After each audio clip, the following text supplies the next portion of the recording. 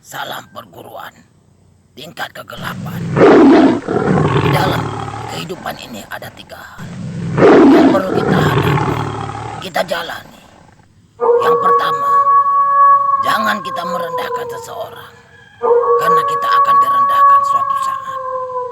Dan ingat, jangan pernah kita menganggap hari ini kita kaya, karena esok kita akan jatuh miskin.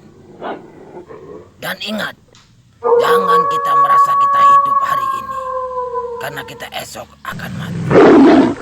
Dalam menjalani hidup ini, ada ketergantungan, yaitu jalanlah engkau sebesar tapak kakimu, duduklah sebatas punggungmu.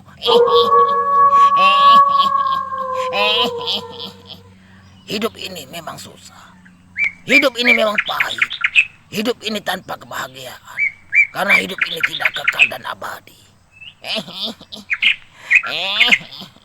Dan ingatlah, di saat kita bisa ketawa, maka banyak orang-orang dan teman-teman kita yang akan mendampingi kita.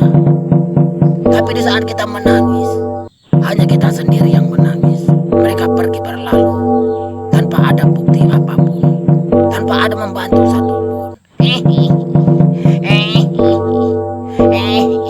Maka itu hiduplah kita sebagai manusia yang bergantungan kepada Yang Maha Kuasa. Dan ingat, jangan kau melukai seseorang apabila engkau tak mau dilukai. Dan jangan pernah